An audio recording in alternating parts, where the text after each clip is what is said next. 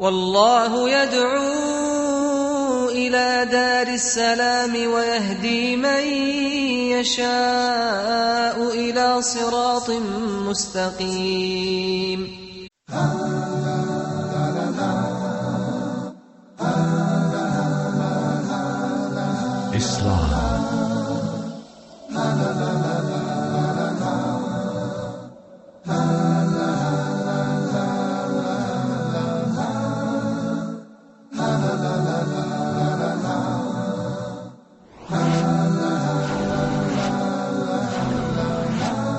Islam 101. Welcome to another episode of Islam 101, and I'm your host, Abu Usamah Adh Dhahabi. Today we're going to continue our discussion concerning the Halal and the Haram, inshaAllah. We have now arrived to the fourth point concerning these issues of what needs to be understood concerning the permissible things and the impermissible things in the religion. And as we mentioned at the conclusion of our last episode, the fourth point is that everything, the origin of everything in this dunya, everything in this life that we're living in, the origin of everything is that it is pure and that it is permissible. Everything is pure and it is permissible to eat, to wear. You can eat whatever you want to eat, drink whatever you want to drink, wear whatever you want to wear in terms of color or material, sit the way you want to sit. Everything is permissible until and unless a proof from the Quran, an ayah from the Quran, or authentic hadith from Rasulullah comes and makes it impermissible. This is taken from a number of verses of the Quran. One of those verses is the statement that Allah subhanahu wa ta'ala has told us, هُوَ الَّذِي خَلَقَ لَكُم مَّا فِي الْأَرْضِ جَمِيعًا. It is Allah, He is the one who has created for you people everything that is in the earth. So Allah, in creating everything in the earth, He made it clear in this ayat and a number of other ayat, a number of verses, that everything is permissible for us. And because it's permissible, it is clean, and it's useful, and it's wholesome. So this point is a very important point because it goes to show and it helps us to understand that you don't necessarily have to memorize everything that is permissible or impermissible in the religion. You don't have to be a hafiz or one who memorized all of the Quran. You don't have to be an individual who has memorized all of the Sunnah of Rasulullah sallallahu alaihi wasallam. In addition to that, the question was presented to us from our panel: what if something that was not there during the time of Rasulullah sallallahu alaihi wasallam is introduced now? How do we know if it's halal? How do we know if it's haram? There's no verse stating it necessarily. How do we know? Well, if there's no text saying that that particular thing is impermissible, then we take it for granted that it is permissible, unless it has some qualities or it has some properties that are similar to something that has been spoken about or mentioned in our religion that is impermissible. So this point here helps you to understand that sometimes if we were to get and grasp a good foundation concerning the qawaid of fiqh, the principles, especially the principles of usul fiqh, if a person were to understand some of these principles, it will relieve him from the responsibility of knowing a lot of verses of the Quran, memorizing and being acquainted and knowing a lot of the statements of Prophet Muhammad sallallahu alayhi wa ala alihi wa sallam. The next point that we want to mention concerning the issue of the halal and the haram is that everything that is halal, it is pure. It is pure and it's wholesome. And whatever is made haram in the religion, impermissible, is made haram because it is either harmful or is dirty and filthy. And then we have those things that have some good in them and they have some evil in them. It has some good purity in it or benefit in it, and then at the same time, simultaneously, it has some harm or some dirt in it, some filth in it. Well, in that case, if the benefit outweighs the filth and the harm, then it's going to be halal. And if the harm and the filth outweighs the benefit, then it's going to be haram. So the next point, point number four. Everything that is halal is pure. Everything is pure. And everything that is haram, the thing that is haram, it is haram because it is filthy or it is harmful. They came to the Prophet sallallahu alaihi wasallam and they asked him, Ya Rasulullah, what is halal for us? What has Allah made permissible for us? And Allah revealed a number of ayat in the Quran. And He said, tell them what is permissible for them are the good things, the tayyibat, those things that are good and wholesome. Water, zamzam water, orange juice, karkadeh, eggs, all of those things are from the tayyibat, the good things that are permissible. And in contrast, those things that are bad for you, or those things that are dirty, they're filthy, or they're harmful, like swine, the dead carrion, those types of animals that if you were to eat them, they're going to bring some type of harm to the body or to the individual. So that is the other point. Before going on to the last 2 points, inshallah, we just want to make sure the brothers have any questions or comments concerning these last 2 points. Everything in the dunya, everything in this life that is halal because it's pure. And whatever is haram because it's dirty, it's filthy, or it's harmful. And the other point, everything is permissible in the earth for us to eat, to wear, to drink, except those things that there's some text, a dalil that comes to make it impermissible. Do you brothers have any questions concerning Ahmed? I have a question, a comment. The question is, some people bring tradition into halal and haram. So does tradition affect halal and haram? Concerning the urf, the traditions of the people and the culture of the people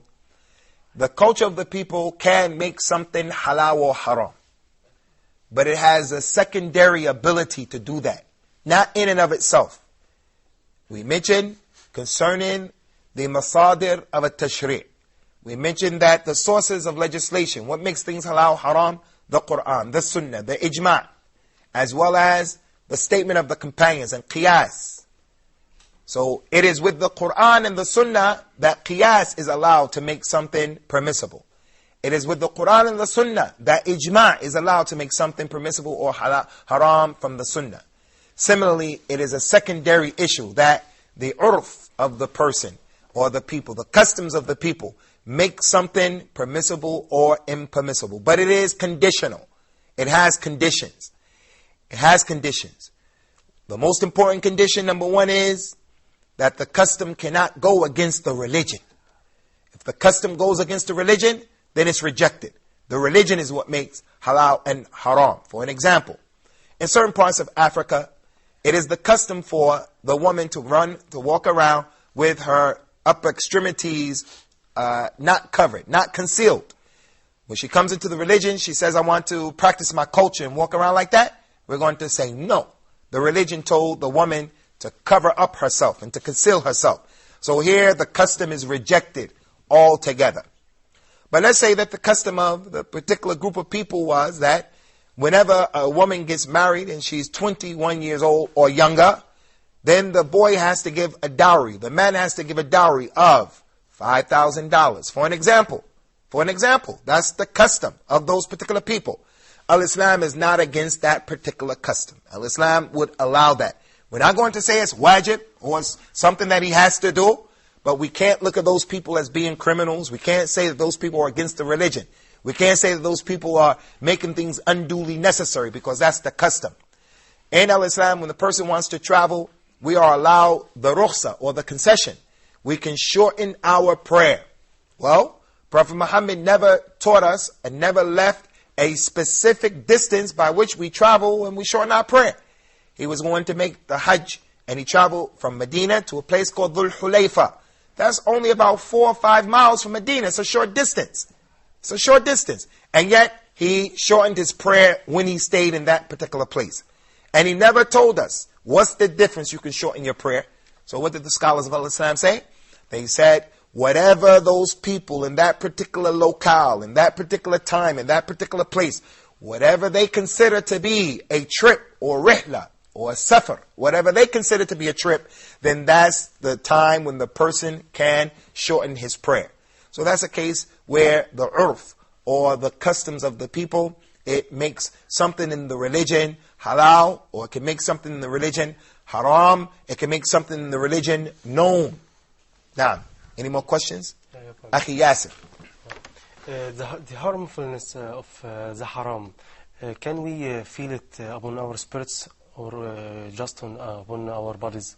Concerning the harm of the haram, the evil effects of the haram, can we feel it in our spirit, or is it something that's just in our bodies? Eating swine may hurt you. You may get tapeworms and other issues take place inside of the body. And sometimes it doesn't even happen. It doesn't even harm you sometimes.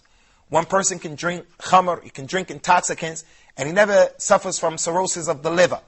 As a matter of fact, he may even claim, I get benefit from it. It helps me to digest my food. It helps me to become creative. It helps me to open up the creative juices, to paint, to write, and so forth and so on. And that may be true. Sometimes it may not even hurt you in your body. But as it relates to your spirit and your religion, the haram always hurts, whether you recognize it or you don't recognize it. Let's take, for an example, the dua, the supplication. The man traveled, and Rasulullah described his situation. His hair was disheveled, and his clothes were dirty, and he was in the need of Allah answering his dua.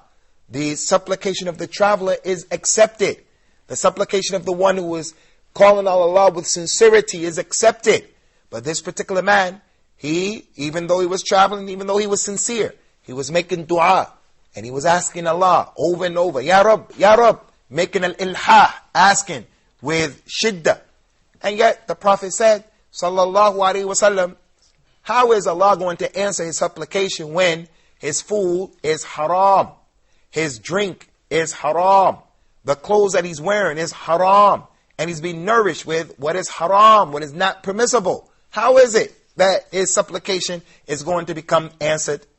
So that's one way in which we clearly see how spiritually and religiously falling into what is haram will help you. In addition to that, ikhwani, there's an authentic hadith that the Prophet told us, sallallahu alaihi wasallam, if you see that a man has been given and Allah continues to give to him in the dunya, He makes things easy for him, gives him more money, makes the life easy for him, and the man is doing the haram, but still he's receiving a lot, it seems, it appears. He said, know for a surety that that is only istidraj. Allah has only given him enough rope so that he's going to hang himself eventually. He's getting what he wants to have in the dunya easily. He's a criminal, but he has the nicest house. He's a criminal and he's making more money. He's a criminal and the people are still respecting him more and more. No catastrophe seems to befall him. Rasulullah said, know for surety that this is only istidraj from Allah. Allah has just given him more rope so that he can destroy himself. When he dies and he stands before Allah and he has to answer for what he did and what he didn't do, he's not going to be able to say anything because the argument has been established upon him. But for most people, the haram also bothers you in your body as well. For most people, it's going to have a negative effect and make a negative impact. We're going to stop here, inshallah, and then we'll come back and we will complete this particular topic, inshallah. And we look forward to seeing you in our second half of this particular episode. Islam 101.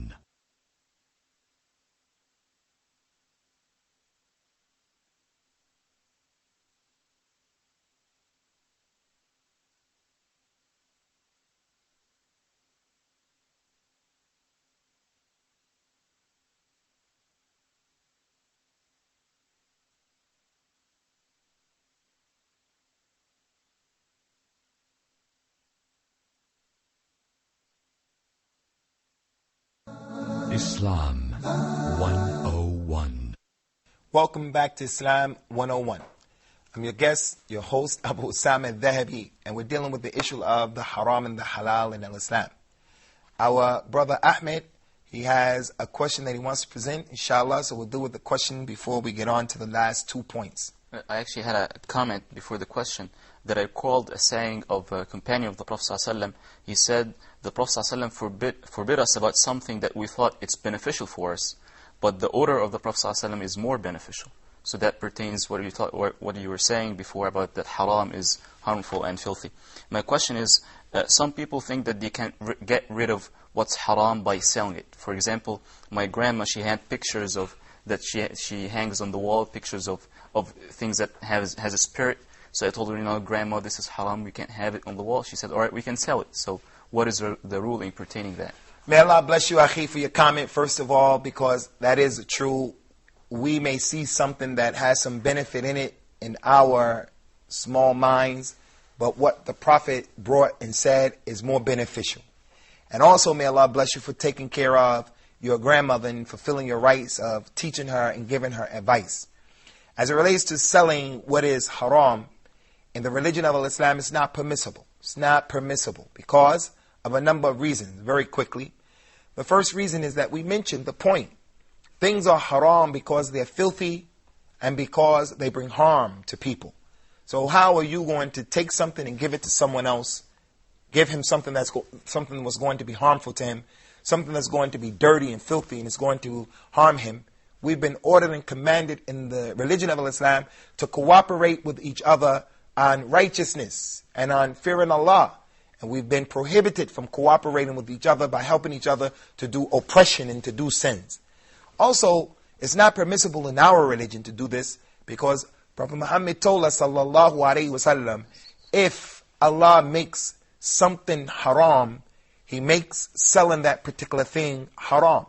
And this is one of the terrible manifestations that we see from our Muslim brothers who come to America, who come to Europe. They leave their countries looking for a better life. So they go to these countries where the people are non-Muslims, and they open up stores. And when you go to the non-Muslim countries, the haram is the norm. At least in the Muslim countries, there's a lot of haram going on, but still, it's not necessarily the norm. People are trying to deal with only the halal. When our brothers come to our countries, we find them being the ones, and they're foremost, uppermost, in selling khinzir, in selling khamr. They're the ones who are selling intoxicants. We're in the community, like myself, in the middle of the African American community with all of the social ills and social problems that my people have. We're in our community calling the people to al-Islam, to that religion which will give them life. As Allah gave us life, brought us to the religion, helped us to know the difference between right and wrong. So on one hand, we're trying to call people to Islam. On the other hand, the Muslims are cooperating with evil, and they're selling the same people intoxicants and poisons. Even worse than that, now, with the new generation Muslims, they're even selling drugs now. So it's not permissible. And the Prophet ﷺ cursed some of the people who went before our nation. He cursed them because why? Allah made certain things haram upon them, impermissible upon them. So what did they do? They didn't use it for themselves, but they sold it to other people. And this can be found in the Bible, where the people from the children of Israel, Bani Israel, they, in so many verses of the Old Testament, where it was said, you cannot eat this particular thing, but you can sell it to the Gentile, to the non-Hebrew individual. You cannot sell the Israeli, you cannot sell the Israelite a house that has a problem, and you know it has a problem, but you can sell it to the individual who is a Gentile. This is not our religion. And that was mentioned in the Quran, that the people during the time of Rasulullah sallallahu alaihi wasallam, they used to say, we do not have any responsibility towards the ones who are illiterate, the ummiyin. We don't have to have any responsibility to them. Muhammad and his people, we're not from them. So if we sell them what is not permissible, we sell them what is harmful, it's okay. This is not the religion of al-Islam. The Muslim has to be upright and he has to be fair and just, whether he's dealing with Muslims or whether he's dealing with non-Muslims. Nick, you have a question? No. How about you, sir? I have a question, yeah. Usually we cannot control our thoughts. So, for example, I'm sitting here and I'm thinking about something. I'm analyzing something in my mind. And I cannot change it easily. So, is there any sin which can be done by thinking? Is there any haram thoughts? Again, this particular point that Nick is bringing to the table is connected to the issue of love that we mentioned from an angle of the person not having the ability sometimes to control who he loves and who he doesn't love. Rasulullah loved Aisha more than everyone else. Does that mean he was oppressive, that he didn't love the other people from his family members, his wives? on the same level as Aisha, that's something that he can't control. There's a weak hadith, it's not authentic, but it proves this point that when he used to divide his time, he would say, "Oh Allah, this is my division according to what I control. Her day is Monday, her day is Tuesday, her day is Wednesday, her day is Friday. But don't hold me accountable for that thing that I can't control," meaning I can't control the fact that I love this individual more. That's not an authentic hadith, but the concept is true. You will never be able to deal justly between women, even if it was your ardent desire. Meaning, you will never be able to love them equally because a person doesn't control that. A person cannot control loving his mother for being his mother, but he doesn't love the disbelief. And that does not conflict with the concept of al-wala wal-bara, that our enmity is with the non-Muslims and our allegiance is for and with the Muslims. We can't love their disbelief though. This is a similar issue. A person cannot control sometimes what comes into his mind. He's a human being. He cannot control the wiswas or the whispers of a shaitan. He can't control it. He can compel it. He can subdue it. He can do something about it. But he can't control it. It's going to come to all of us. So the Prophet told us what? He says, sallallahu alayhi wasallam, as long as the person doesn't speak about it or he doesn't act upon it, then he's not accountable. He's not held accountable. As long as he doesn't speak about it and he starts to mention it unnecessarily, maybe he needs to tell the scholar or he wants to get some advice from someone. So he says, I get these thoughts like this or this. He should try to avoid getting into the details, but he may need to do that. So as long as he doesn't speak about it and as long as he doesn't execute it, then it's not halal, it's not haram, the fact that those thoughts come into his mind.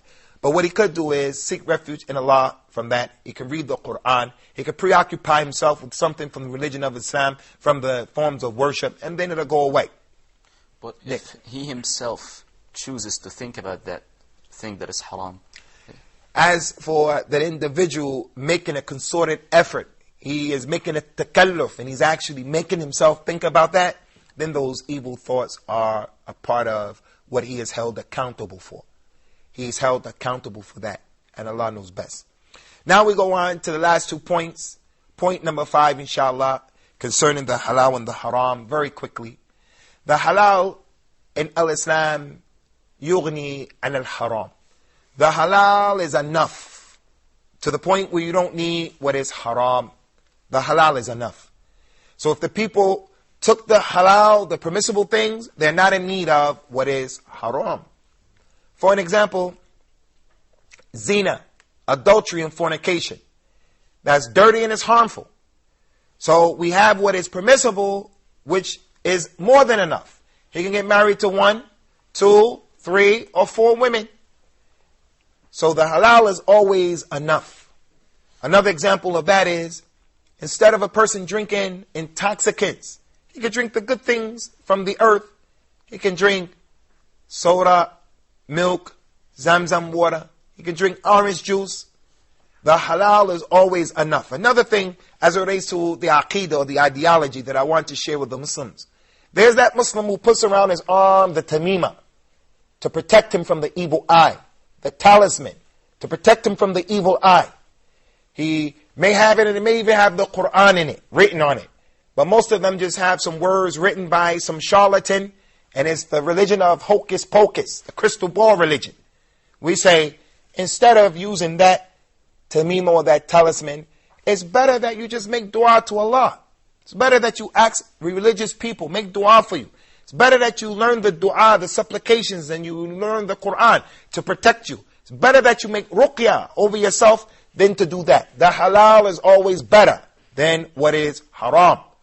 Those people who decide their affairs and they make decisions based upon frivolous issues. If the bird flies that way, I'll do it. If the bird flies to the left, I won't do it. If it's a white bird, I'll do it. If it's a black bird or a crow, I won't get married. If the first car that I see at the stop sign or the red light ends with an even number, I'll invest. If it's an odd number, I won't invest. This is like making divination with arrows. Al-Islam, pulling out an arrow to decide, should you do this or should you do that? That's haram. What is better than that is for an individual to make al-istikhara.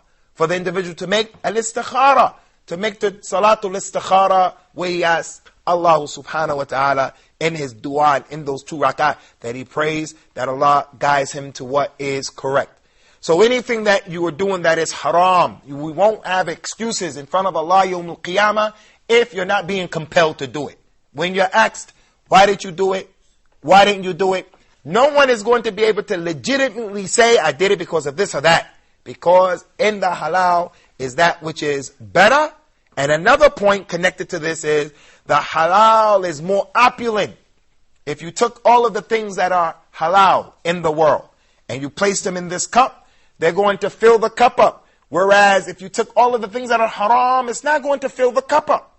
Because the halal is more in its opulence. And that's from the mercy of Allah subhanahu wa ta'ala. The last point that we want to make, inshallah, concerning the halal and the haram, is the impermissibility of using tricks and deceiving and playing games in the haram, making it tahayul.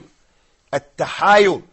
There were some people from the children of Israel in the past who they used to have to observe the Sabbath. On Saturday, they were requested and commanded not to work, not to do any physical activity. So those people who knew this ruling, they would take their nets and they would throw the nets out Friday night. And then the fish will get caught in the net Friday night and Saturday. They'll come back Sunday and they reel the nets in and they bring the fish in and they say, we weren't fishing. This is a tahayul, playing games to make haram halal or to make halal haram. Muslims do this as well. The ayat in the Quran, for an example, it says, وَلَا تَأْكُلُوا riba. Don't eat riba. Don't eat usury. The person says, well, I'm not going to eat it, but I'll invest in my house. I get a mortgage. I'm not eating it. This is playing a game with the religion of Al-Islam. It's playing games. We're going to bring this episode to a close now concerning the halal and the haram in Al-Islam. And we've completed this series, inshallah. And we hope to see you in the new and upcoming series concerning Islam 101, in which we're dealing with discussing some of the basic and fundamental principles in the religion of Al-Islam. May Allah give everyone guidance and light. We hope to see you in the future episodes, inshallah. Wassalamu alaikum wa rahmatullahi wa barakatuh.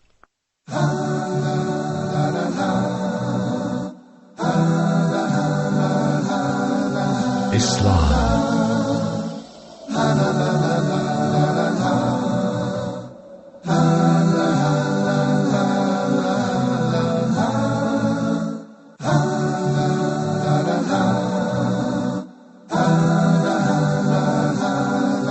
Islam.